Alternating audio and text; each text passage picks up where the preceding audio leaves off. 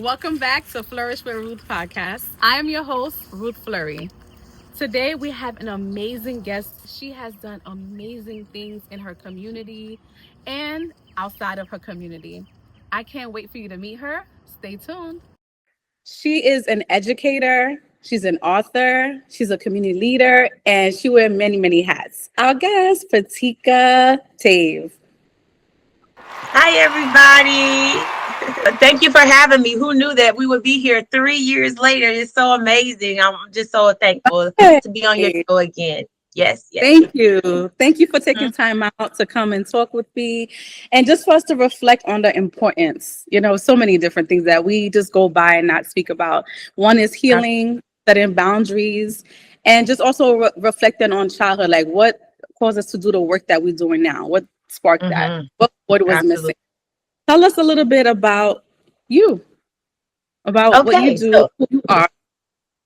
Absolutely. So I am PeTika Tave. I am the owner of Beautiful and Brilliant As You Are Books and More, or Baya Books and More. It is a company that I run with my teenage daughter. We specialize in creating affirming books that are beautifully illustrated to teach every child that they are enough, while also building stronger families through our interactive activities and things to help make sure all children are proud of themselves inside and out, just the way that they are.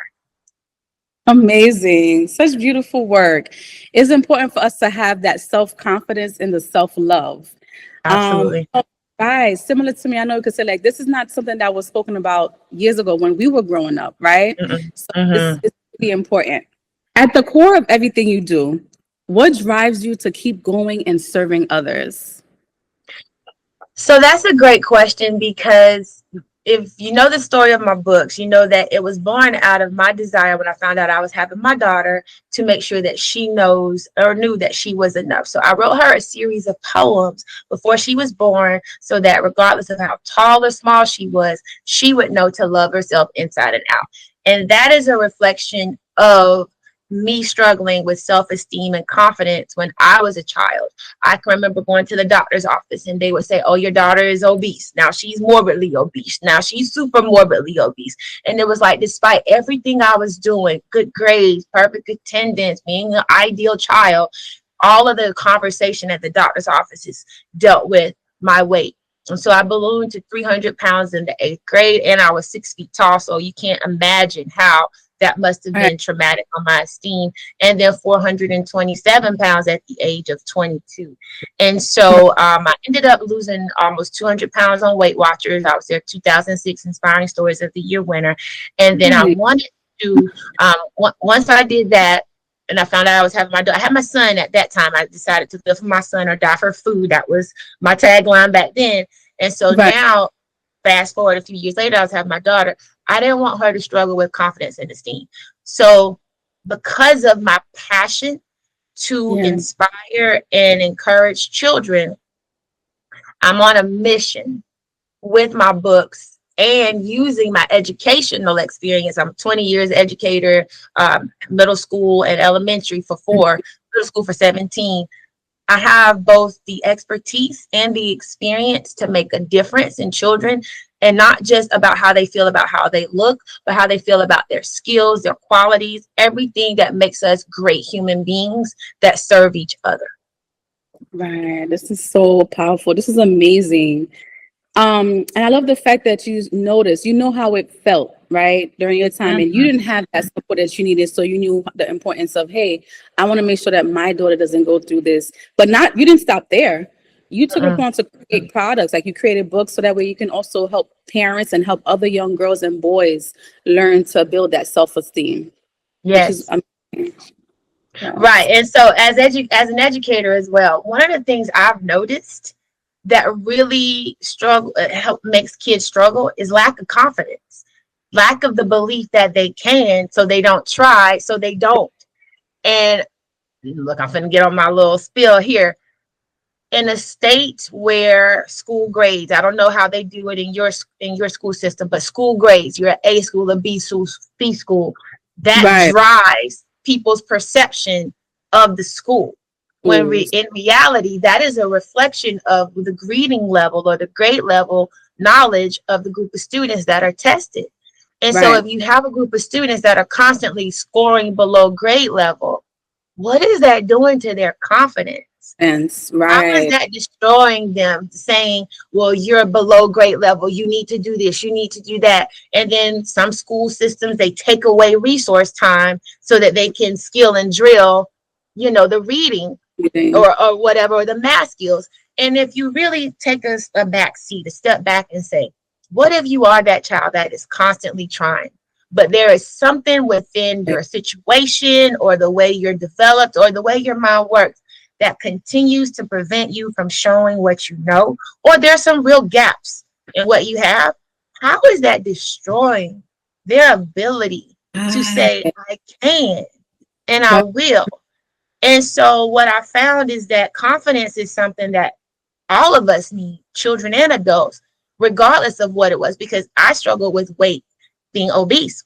Right. I know people that struggle with being underweight Right. or being a person. I have knock knees. I'm 6 feet tall with knocking knees and arms that do all kinds of stuff as well. Some other people struggle with maybe they're built in their eyes awkwardly. Maybe they don't appreciate their freckles or their dimples or their hair texture. All of those things play into what can hinder us from being the best version of ourselves. And with the advent of, or the, explosion of the internet and now AI creating ideals of perfection, Uh, the damage can right. be excruciating. And for adults too. And I'm like, look, Correct. you know what? Mary had a song, Mary J. Take me. I won't sing it because I won't bless everybody. But take me as I am, or have nothing at all. And that's what we all need to do. Just learn to have people say, you know what? This is me. I can only be Right. me, and I'm proud of who Show I up, am. show up as your true self. It's so true. And I appreciate it because Absolutely. you're right. It's a great concern now about AI. It's on the news, even with the technology, right? They're talking about Mm-hmm. the impact that on children with that, which Mm-hmm. is really important about the books, right? This is why we creating the Yes. products. Like this is Yep. important to bring this back because growing up, we had that. We didn't have the home library, a lot of resources, but go to the library, local library, Yes. or again to the bookstores. Like Interact. we right, bring that joy back because you're right. All these things distract us and distract the children as well. Mm-hmm. Yeah. Yes. And journaling and reflecting, right? As I'm pretty Yes. sure, and I'll talk about that. That's going to help build that self-confidence because you spend Mm-hmm. time worrying about you, focusing on you. What's good, what's Absolutely. not good. Right, right. Be the And we don't best version of have you of you, possible. Mm-hmm. you Even versus as you. Yeah, exactly. 'Cause even as adults, and I say this all the time, think about how many times you may get a compliment as an adult, and then Right. somebody say, "Oh, girl, your hair looks good." You like, "Oh, I just threw this together," or you know what? No, I need to go to. It's like even as adults, we deflect or redirect compliments instead of just saying, "Thank you, Thank you. That's true. appreciate that." That's And true. so, and then kids see that. They're like, Right. Mama, they just told you look good. And you like, oh, I done gained 10 pounds. They wouldn't have known that if you didn't They say didn't, it. they weren't They don't, worried about that. like, I got 2 pounds on this hip, 1 pound on my toe. They don't know it until we tell them. So just accept the compliment. Keep it moving. You're not alone. I'm working on that as well. Mm-hmm. Just say Yep. thank you and move on. Yep. Absolutely. All And really receive right. the compliment too. Receive the compliment to say, That's you know what, true. somebody Yeah. was kind enough to say, you look good today. You are put together. Not saying you don't look like that every other day, but today you did that. And be proud of it. Be happy. Right. Yes. Right. Mm-hmm. And that could motivate you to keep going because sometimes we get lost and forget because so much is going on, especially living in an Mm-hmm. urban city. Like it's busy, it's always on the go, always on the move. I don't know That how sometimes we you live up forget. there. I don't know how you live in New York. That was a woo. Lord, even just riding in the Uber, I was sick. I was like, oh God, what is going on? I don't know how you do Fast, it. fast, fast. Like, I felt like you I know, was on a never-ending 45-minute roller coaster. I got out that Uber, I was like, I need some medicine. I don't even take medicine like that. I was like, Amazon, send me some. It was some, terrible. It was terrible. Lord have Well, mercy. you visited, though. I'm happy, you know, you got a little taste. I was happy to be there, but not on that ride. I mean, I had Dramamine and Pepto Bismol on my second Uber. I was like, y'all not gonna mess me up here. Y'all can't drive. Oh God, that is so funny. Sorry, Okay. New Yorkers. I'm from the South. We don't drive exactly like that. Slow Just putting pace, that out. calm, and relax. Who's I be child? driving Miss Daisy. You seen that movie Driving Miss Daisy? That's how I be driving. I'm like, I ain't going nowhere. You just don't get Don't there when drive we like get that in New York.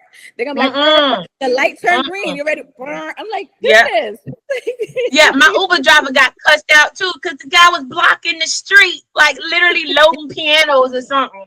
Blocking the street. Then he got the nerve to curse out my Uber driver. What you do? What a fight to catch. That was actually after you left. Like, oh my God. I ain't gonna curse you out when he blocked the street. And everybody behind us walking. It was terrible. They're more I was upset. like, Yeah, they're more upset too. It's like, okay. yeah. I was like, do I run? What do I do? Do I duck? What do I do? Because I'm not finna get up in. I was like, tell me what to do. And I go left, you go right. Let me stop. We all upset. Don't scare the people now. New York is still nice. Yes, it was nice. It was. It sure was. It sure was. Let's talk a little bit about education and impact, right? I know you started talking about it, but let's dive in a little deeper. So as a teacher, how has your experience in education shaped the way you lead, right? Create and show up in your community? Ooh, I saw you, girl, you asked like these dissertation style questions. I was like, good, googly moogly. But no, so honestly, so I actually have an MBA. I went to school to be a business mogul. And so I have my master's in business. And then I ended up being a teacher. The long story behind that. Don't even. Okay. I'll tell you 10 if you want, but it's a long story about, not even long, it's just simple. But about recently, about 5 or 6 years ago, I was like, I haven't used my business degree. I've been teaching all this time. And so one of the things that I finally come to realize is that the struggles I had, the ideas I have, and the education I received have led me to this moment. I could be an effective author and impacting children if I wasn't a teacher in the classroom. Correct. This has allowed me to see things that the general public does not see. And it hurts my soul when I see people criticizing public education and educators for things that are going on in society. But I'm like, you've got to get in there to see what is happening and why. And so because of my lived experiences, because of me being an educator, and because of the way I was raised to just always excel and do your best, that is what informs me to make a difference and to use all of my gifts, all of my talent to impact this future. Today I was just reading, so as you probably know, I don't know if your viewers know, I'm a finalist for Teacher of the Year in my county. And so thank you. So that was a narrowing down from 175 Teachers of the Year from each school to 15 semifinalists to the 5 finalists. And I'm in I think it's the 20th largest school district in the United States. So it's pretty significant, even though to me, I was just do what I do because I love what I do. But one of the things that really it's helped me to be in this moment, and it's helped me to understand what children need, where they're going, and what to do. And one of the things that the quote that they have for me that I said is, I teach my students to do the hard things, to accept challenges. But I don't just say do, I model it, because I tell them, look, Miss Tay just got off a plane and got home at 1 o'clock this morning, and here I am at 7:30, 8 o'clock, back in the classroom with you. And for the Teacher of the Year, we had to get recommendations and stuff. So I solicited recommendations from different people, but something stuck out to me. And it was an email I received from a former student in April of this year. Out of the clear blue sky, she just sent me an email. And she said, she admitted, I gave you a hard time. I was in your class from 2019 to 2020.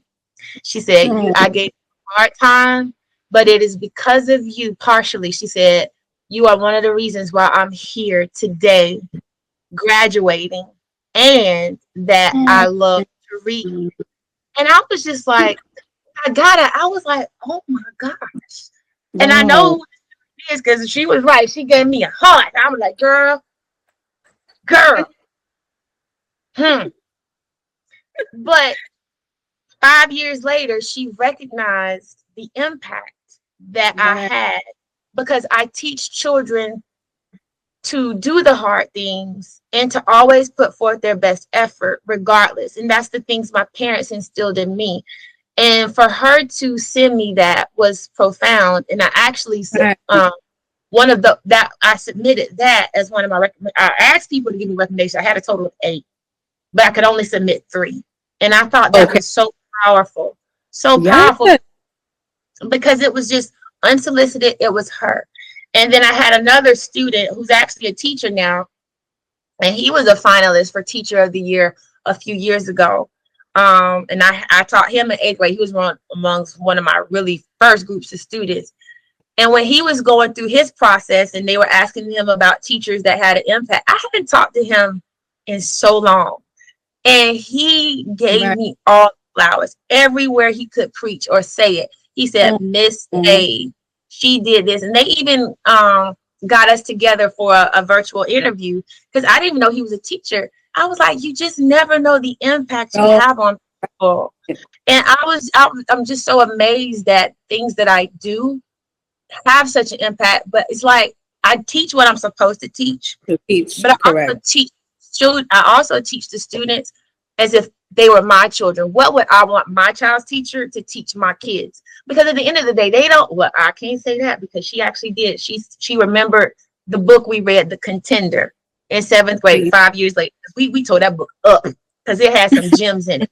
But typically, they're not going to remember Unit 5, Week 2 No. story that they read, but they will remember how to manipulate information, how to make meaning of stuff, and how they felt when they got the lessons. And so I just Right. bridge all of that together to figure out what my students need, what the community needs, what I need to bring to the forefront. And then my Right. business acumen is a way, I would love to work for free, but actually I don't want to because I need to live as well and take care of my family. So how to turn my passion into a purpose and generate income for the benefit of everybody. Because when we're 50 and well, not 50, well, 50, 60, because I'm still 25. But as we get older, we're I'm going so to proud of 21. exactly. As we get older, we want a world where we can feel comfortable and safe, Right. knowing that people are confident and capable and actually doing the work. But in a society where children aspire to just be YouTube stars or influencers, who's taking the tough jobs? Who's That's going to true. be there to do the plumbing and the stuff? AI is going to do the Right. manual automation type stuff, but we Right. still need people to do the hard work, the thinking. And Hands on so too. Get it, So yeah. yeah, so it's like there's so many things that I could go into, but I want to be a resource for adults. I want Right. to be a light for children, and I just want to leave a legacy of, hey, she came, she saw, she conquered. That's a Jay-Z line. And then moving to the next phase, because at the end of the day, you know, if we're just all about self in this life, or Self. at least I feel like Yeah. if I'm all about self, then what am I really doing? Put in What am I right. doing? I want to touch base because when I heard you saying like the impact also with the students, like, and they probably didn't understand it then, and who I knows what don't. they were going through. Because just like I was taught, I'm pretty sure you were taught too. Like certain things we can't take personal because we don't know what's happening outside of the school doors, right? School's supposed to be a Mm-hmm. safe. But the fact that she carried on, that means it's the relationship. You did a good job building a rapport. And children are they're smart. They know those who really care, right? Who are Mm-hmm. passionate. They're not just doing it, okay, for the money. Not that it's a Right. lot of money there, but you don't understand it. Like they're not doing this Mm-hmm. for money. They really care about what they're doing and they want the best for you. Children Mm-hmm. know because I remember my teachers who were sincere, Yeah. really cared, Mm-hmm. and versus those who didn't, Right. Exactly. I could name them. I could start naming them like all of them. I know them, and I know the ones that I did not like, That I was Right. like, no, you go. Right. I don't want to learn So, from you. I'm blocking you out. mm-mm. So it's the Look, same thing. Like the students, they mm-hmm, don't want to learn from people they don't like, right? And if you coming in mm-hmm, trying to take time to build that rapport with the students, right. the Mm-hmm. problem. Yeah. Absolutely. And that's how that's how I connect with my students as well. Because I tell them, look, I could be doing 3 million other things, but I chose to be here with you. And Right. I'm gonna say this because I am not one of those teachers that subscribe to, people like, oh, you're teaching because it's a calling and you don't care about the money. Oh, I do. Because like T.I. said, if it ain't about the money, don't be blowing me up. I ain't getting up. But here's the thing. I've learned to do what I need to do with the revenue that I get from teaching so Right. that I'm not in a state where I'm just, completely just oblivious to, I can't Right. function. So that's where the financial knowledge comes in, because I did an internship at Merrill Lynch when I was in high school for 3 years. And so that taught me the basics of money, and I carried that into adulthood too. I don't think anybody wants to just go into a career knowing that they're going to struggle. I think Right. that is a fallacy that people like to say to make it sound noble, but no, those their Mm-mm. kids. I got my kids to feed. I'm not finna struggle Right. to do What are you gonna say that. to kids? Exactly. Bills. Exactly. You need Right. somewhere Exactly. that they can sleep, put their head down, get clothes for them, food. Yeah. But it was a way for me to do what I needed to do as a young mother, with a son, and be able to provide for him. And of course, I've stayed teaching for, I don't know why, but I stayed teaching because a lot of different reasons, and because I enjoy pushing it to the next level. But so it's just figure out what you need to do, and Right. make it happen with the gifts you have. Exactly. Make it happen. Exactly. And not being discouraged. Having that, yeah, motivation is one thing, but discipline, right? To keep going, Mm-hmm. keep going, Mm-hmm. keep the momentum. Yes. This is wonderful. You spoke a little bit about your inspiration. You said you had the BA, right? So the business, Mm-hmm. use that as well. But tell me, what inspired you to step into entrepreneurship and authorship? Because you could have chose to do something else, but you said, "Hey, let me go into the literacy world." So, what Mm-hmm. motivated? So the thing with the book was that my best friend, she read my books. And little known fact, I only shared this on one other podcast. When I wrote the poems to my daughter, it was a series of poems that I actually said, let me just send this to, because I was like, they're pretty good. I'm a pretty good gifted writer. Let me send it to all of these publishing companies. But back in 2009, self-publishing wasn't a thing. So I got all these rejection letters, and I was like, okay, whatever. So 2019, my best friend was like, you need to turn, instead of all of these poems into one book, you need to turn one poem into a children's book. I said, Mm-hmm. a brilliant idea, because she was like, the message is powerful. And children's books, they're simple, they're straightforward, blah, blah, blah, blah. So then I had a colleague who had just released her books. And so she said, you can sit with me at lunch, pick my brain, and then you go from there. Long story short, I followed through, got my process, got my book created through prayers and trial and error. And then we went to our first event, and I sold like 40 books in a few hours. Nice. Like, we sold out of the books I had. I was like, this is something interesting. And so Right. then, yeah, I was like, we might have something here. And so then I had a second event, and the entry fee was $400. I was like, I don't have $400 to pay. I got to sell a whole bunch of doggone books. And Right. my best friend, she was just like, you don't worry about the cost of the fee. You go sell your books. And All right. she paid for me to go there. And Wow. we made 4 times the amount of the entry in just that one day.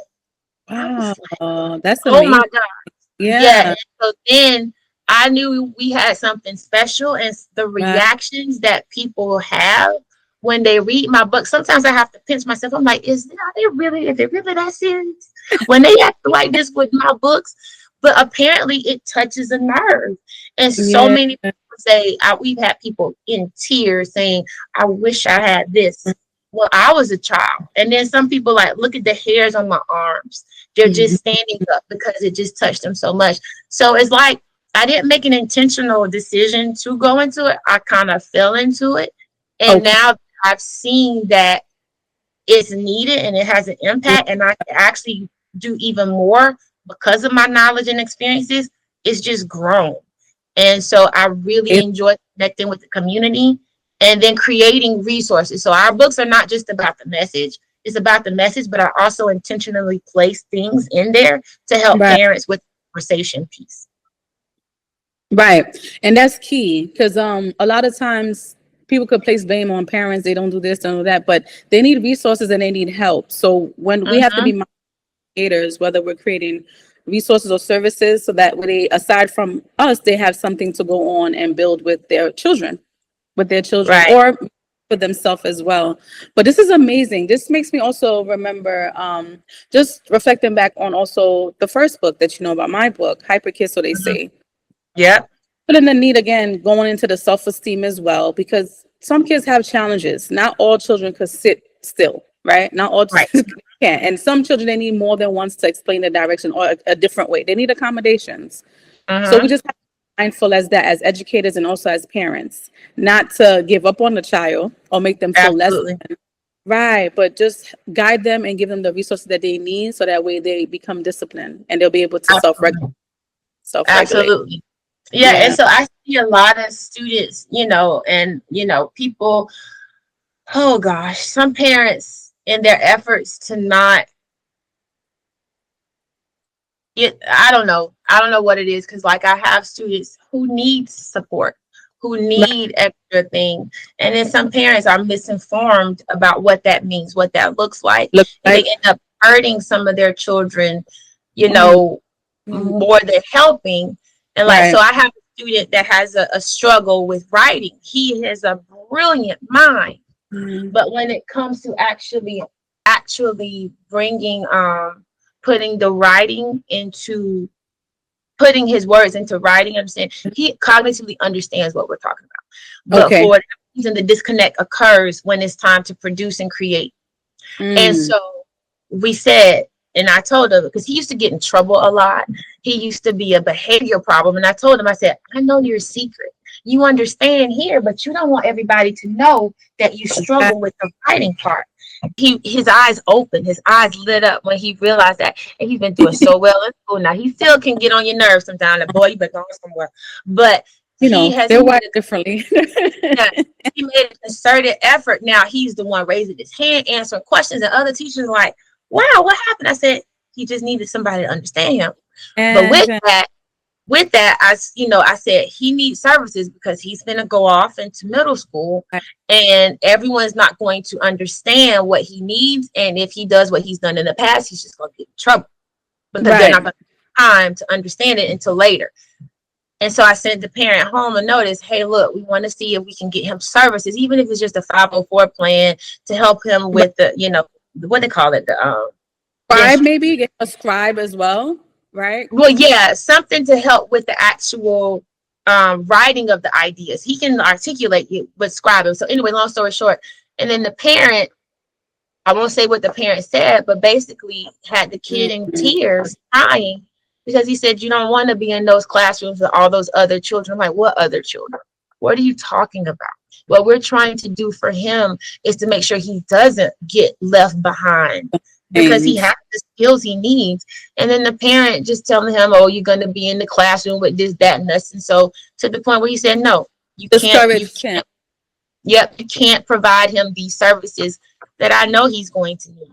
And he gave him a bleak outlook of what his future would be if he was staffed. And that's not every, and I know some students need it. I won't say which one, but I Right. personally know of children. Well, I would just say one of my kids needed, support as well. And so Right. I understand the value of it, and I understand that it's not, it can be very subjective too, because in one school one of my Right. children was like the golden child there, and it's the same kid is like, oh, they're so well mannered, they're so blah blah blah. And in the other school they were like, this child is too much, they need too much attention. I'm like, well, wait a minute, it's the same child. Right. I'm But happy it's you the shared same. that. Hold on. I'm happy you shared that because environment as a mom, now we're tapping into we end up putting the mom hat. The environment matters because again, like I said, the child will sense it and know, like, and they don't feel safe. And once a person, just like us, if we don't feel safe, then we can't function well. Just like the Yep. child. Just like the Yep. That was it. I was like, okay, so in one school, my child is the golden child, but that's because they weren't a behavioral problem. But in the other school, your child requires too much attention. Look at the mixed messages. Look at the message. right, And then as a parent, I'm a teacher, so I know how to handle it. But as a parent, it's like, what are you telling me? Is it your right, tolerance level is too low for my child? right, And that's what it is? Or are you telling me that the kids in the other class is so bad that my child is sitting there being quiet makes them the golden child? It's right. like, What come is on. it? Yeah. Right, What is right. As a parent, we want the best for our children. And of whatever that looks like, whatever that is, I want to be able to be informed so that I can make the best decision for them because they can't make decisions. And then as they get older, they can make decisions on their own. But correct. if the job of the school is to help us be informed about options, then let us be informed. Right. And I Whatever wanted the to, whatever the option is. And I also wanted to add that also for my children, I had to also once I learned about the 504, I used it as well, whether it was because they had test anxiety or they needed help. It was like used as temporary. Like, there was one child that needed an assistant, like a paraprofessional for a period of time. So I use it as well. So it's not bad. It should I understand No. certain parents don't want it to be a lifelong thing. They feel like, oh my God, I don't want, but it's a tool that you could utilize, especially when you able to like really capture it sooner than later, where the Right. child needs help and support. Then that's something you use temporarily, and you assess it, you revisit it at the end of the school year and see, okay, is this something I can end or I need it again a follow? Yeah. I actually just thought of an analogy. So like when you break your leg, you need crutches. The crutch is there to help you move until Right. you're able to start moving on your own. Um, That's what a 504 plan is supposed to be able to do now. If your child has different, more severe needs, then you have the IEPs. But right. whatever it is that you need to get them to be able to move on their own, that's what we want to, build towards and work towards. But, everybody has a choice. I made some different choices as well, but it is we just want to have the options and the knowledge to be able to do what's in the best interest of our child. But like I Right. said earlier, when we're constantly labeling children as below grade level, on grade level, this is an A school, B school, C school. I know in our state you have levels 1, 2, 3, 4, and 5. What is that doing to their confidence and their ability, or even their perceived ability to be able to get better and do Right. more? It's Right. just so much involved. Oh my So God. And I want to add also, this is so important, this topic what we're talking about, because I've had other people that have shared, friends or even the guests that said that they didn't know they were struggling as a child in school. They didn't understand, their parents didn't understand, and it's like they felt lost to the point that they hated school, right? Yeah. And it's later on as an adult that person is being diagnosed and starting to understand, oh, this is what I needed and I didn't know all along. Yeah, and so it can have lifelong implications and Right. lifelong impacts. And so I will say, I see the impact of it as adults on kids that are provided services and that are not. And it's Right. how we frame it in terms of understanding what our different needs are. Because one of the things I always said before I even thought about it, realized how powerful it was. Actually, no, one of my teacher friends, because some of my teacher friends are like my psychologists. I was like, y'all was giving me free services, didn't even know it. But she said, you have, just like in your classroom, you have to deal with the child that you were given. And everybody's child is not the captain of the football team or the head cheerleader, varsity cheerleader. And so when we understand that every child has even within the family, we all Right. have needs, Let's talk about motherhood and balance. Oh, Motherhood, Jesus. we have to Yeah. balance it. Balance it. That is the struggle. That is the struggle. Yeah. Okay. How has motherhood influenced your purpose, work, ethic, and the legacy you're building for your family? So I do everything for my family, my son, my daughter, my mom, and my dad. He's gone, but everything that I do is for them. And I've Yeah. always wanted to make my parents proud. And I've always wanted to model what that looks like for my kids. Right. And so balance is important, and it is difficult because my brain is constantly firing. Going. Like, what is actually, I just posted an Instagram live before I got on, but I have a very active daughter that I do the business with. She is just herself. And then my son, he's out the house now, but he was active as well. And so I've been a single mom their entire life. So I'm Okay. just put that out there. And Okay. so if it wasn't for my parents, I Mm. don't know how I would have survived, because they really were there Totally. for me. Yeah, Yeah. Your village. to pick up the pieces when I needed them picked up. And so I reciprocate that with my mom now. My mom's a widow, and I want to make sure she's taken care of. But I Right. also want to provide for my children the example of working hard, doing what you need to do, working smart as well, and making Yeah. sure your name reflects who you are. That's what my father instilled in us. And so balancing can be troublesome. I Yeah. know people see me with my daughter a lot, and for many years, I couldn't process it properly, because some people, I don't know what they be thinking, but Right. they was comments like, well, does your child have an opportunity to be a kid? I'm like, what you talking about? Well, she's always with you because she wants to. And I don't post everything that we do, but she hangs out with her friends. She gets on the Right. phone. We go on vacations. I don't post all of that stuff all the time. But it's like people want to put their, perceptions on. And for a while there, they were just like, she's always attached to your hip. Make sure you let her be who she is. I don't force her to do anything. We just have a great relationship. And so I had Which to, is amazing. Which is great. yeah, Yes. thank you. And it's a blessing, because everybody Yes. does not have that relationship. And so then somebody had to tell me, make sure that people aren't projecting their insecurities with their parents on your relationship. I That's was true. like, wow. Because that's probably half the time why I don't sleep, because then I'm taking her to the fair. I'm taking her this way, or she going over this friend house and that friend house. She lived an Right. entire life Right. outside the business. And that's why I was really She looks intentional. very happy, by the way. She looks very happy. I know they say looks Yeah, could be deceiving, but it I can. don't happy. Yeah, Yeah. and here's the thing. I do talk to her now. I did one of my last live. She said, "Mom, you always talking about talking to kids. You ain't talking to me right now." I was like, "Okay, let's have a conversation." I was like, "Okay, have a conversation." So she will check. And she held you accountable. I Yep, love she it. sure did. She sure did. But it's like she gets to be who she wants. I give her very good leeway because she does what she's supposed to do. So I am blessed in the fact that she is internally and intrinsically driven for success. I don't have to stay on her about her work. She just does it. That makes life a lot easier. But I also know when they don't do that, how tough it can be as well. Right. And so one of the things that I had to come to grips with is people just make all kinds of comments. I don't know if they're mean spirited or kind hearted or just genuine concern. But this child had me doing doggone sweet 16 pictures. And then whenever we go And they were places, gorgeous. They were said, gorgeous. I loved "Oh, it. thank you." Yeah. She does so much, and I'm so thankful for her. But she gets to be a child. She gets to be a kid, and I'm also preparing for her when she goes off to college. Right. Because in 2 years she's going to be on her own, and so I'm enjoying these moments now because they won't always be here. So for the people who saying y'all spending too much time together, no, I'm spending the time I have with her now. If More she wants than to come where she can, yeah.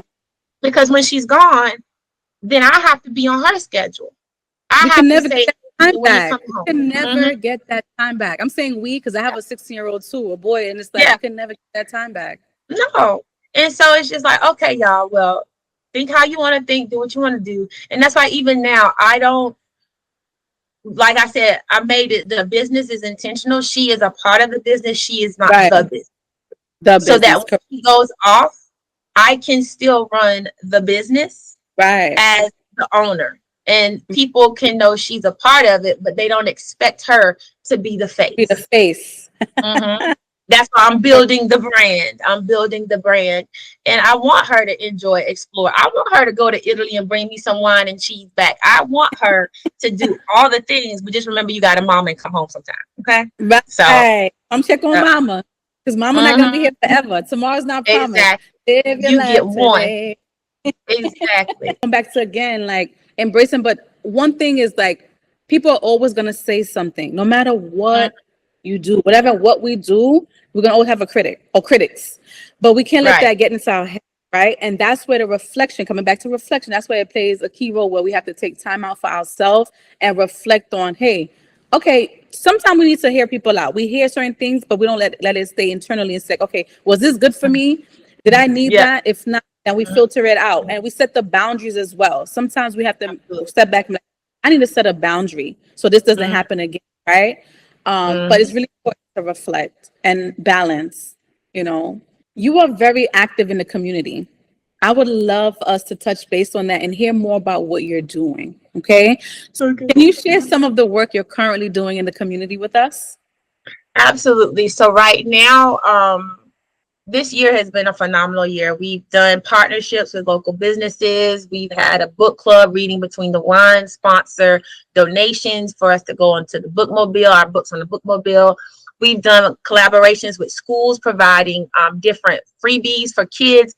I've just been able to garner the community to support literacy in our work Right. and this confidence building mission and passion. I'm also doing more just partnerships with small businesses. We are Mm, the small businesses are the heart of America. And right now, that heart is on life support. And we right. definitely have to support each other. But by aligning with organizations, and that's what we're going to be doing more in 2026, No. by aligning with organizations and companies that want to use their community engagement dollars, this is my plug, community engagement dollars Right. to make a benefit children in literacy instruction. That's where our goals and our focus is at this point. I have some really big things coming out. I'm super excited about it. But and I'm working on those. I just made my post. We're going to be introducing my branded characters, which is going to appeal to 8 to 12-year-olds. And then we have more products coming out. And I'm going to be actively in the community at organizations, daycares, anywhere I can show up to boost Right. confidence, build literacy skills, and get everybody invested in our children. Yes. And our children is correct because they are the future. They Mm-hmm. are the future. We build that foundation on like from young, like this is what I need to do, the tools I need to help myself if I fall, and giving them different real life scenarios as well, like what it looks like. So even if they haven't gone through those struggles, they know what it looks like and what they can use to help. Absolutely. What lessons have you learned through your journey that you wished you knew earlier on? That's a good question because I want to give the politically correct answer and I also want to give the honest answer too. Um, I'm gonna give both. Okay. And as much as we want, me and you, we go back 3 years and we support each other online and everything. But I Yes. will say that everybody's not like that. And I have had experiences where, for whatever reason, I've become a target. And I Mm, still don't know exactly why. I right. still don't understand how you can have people saying, let's be together, we're women, let's work together. And then when they see you going in a direction that they're not yet Absolutely. there, Right. then it becomes them against you. And I'm like, but that's not who I am. Um, And so one of the right. things, it took me a while to actually recognize that this was happening and then to come to grips Mm, because I'm fortunate to grow up in a space where the friends that I have this friend, childhood friend that I've known over 35 years. wow, And that's amazing. we just had, Yeah. and we was chilling out having fun yesterday, you know, and I didn't encounter people that can actually be haters or people that Right. don't want to see you excel until I was 19, 18, 19. And so, unfortunately, to see some of that in my 20s, 30s, and now 40s, it was Mm, hard for me to understand. Like, what did I do? Did I even do anything? And as a person, I will come to you and say, hey, let's talk about this. What's going on? And then you get the, oh, it wasn't you, it's me response. And I'm right. like, So I wish I had known that everybody is not for you, even if they put on that face, and that it's okay for them to not be for you. You just have to keep moving in your way and stay focused on you. Right. Um, it's tough to think that A way lot. because you would think yeah, that you would think at this age we could be more supportive. I will tell you, in the Goldman Sachs program I just graduated from, the majority of the women, I would say I haven't encountered anybody that wasn't for helping each other excel. So I was really happy to be in that space. But Yeah. And I'm happy it's for okay. you. You deserve Well, that. thank you so Yeah. much. And it's okay to not have everybody rooting for you, but you can't let that make you question who you are and what you're doing and the light you're bringing to the world. Stay in your lane, Right. create your own lane, and don't compare That's yourself to others. And I think, yeah, and I think that's where people go wrong. They compare themselves to others, and you can't do that. I don't do that. I was just like, if anything, if I see you doing XYZ, I'm like, ooh, what did you do to get there? Hey, can you help be me? And if inspired. not, Right. yeah, and if not, then you know what? Let me see what I need to rearrange. Let me reflect to see what I can do to get to that next level. Not let me tear you down because you're going places and I want to be there too. Right. Mm-mm. Right. And so, actually, I heard this other phrase just a few weeks ago at the Black and Business graduation. They said, "Don't fall off the top shelf because Mm, other people can't mm, reach you." mm. And I was like, "Whoa, yeah." And Or so, or be careful so you don't get backstabbed also, because as you're trying to reach maybe ones, they might pull you down. You gotta be careful with that. yep, that was when I always taught my students about crabs in the basket, crabs in the bucket. And now, when you're choosing your friends, make sure you are choosing friends. There's this movie a long time ago called Ants, and it had Colonel Cutter, Z, and Princess Bala. And at the end of that movie, when the colonel was trying to flood out the ants from their colony, the ants united and they built a bridge to get out of the flood. You want friends like that. If you have friends that are crabs, what do crabs do when they're in a bucket? When one tries to get out, the other ones do what? Pull them down. Surround Yes. yourself with ants and not the crabs in the bucket, because you will, life will be difficult if you're in that bucket with people that don't want to see you leave and escape and excel. Exactly.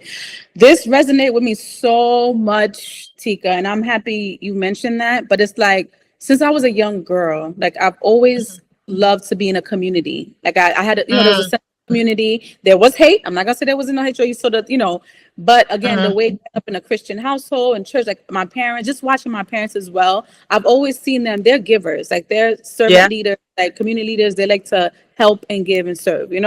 So growing around that, that also instilled in me. Like got a little bit of that. But then again, people will hate. People will hate on you because you're shining for or your purpose or what God has blessed you. And there's a lot of things that we didn't ask for, but this is what God wants. This is what God is gifting us, right? But then again, mm, it causes us sometimes to dim our light.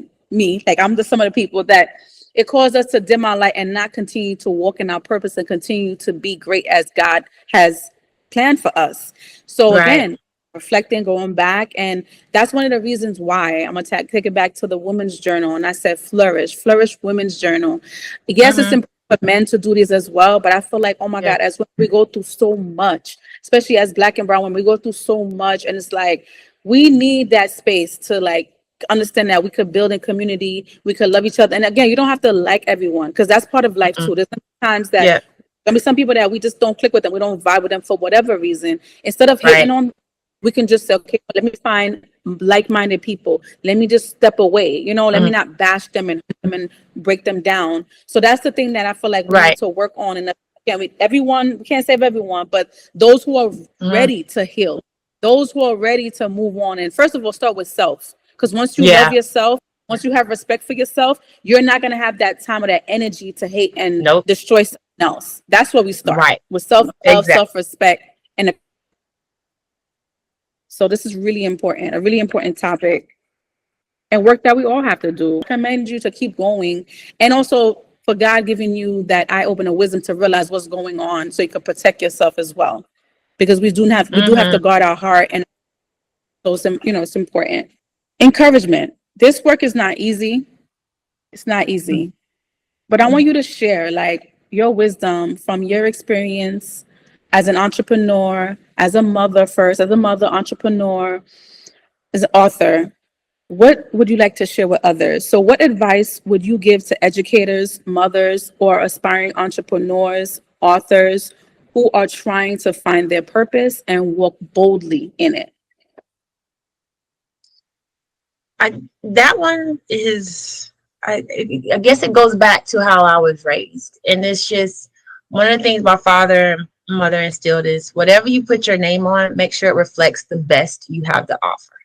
And if you do that, whatever comes about is what it is. And one of the things I instill in my students and my children, as long as you try your best, that's all that matters.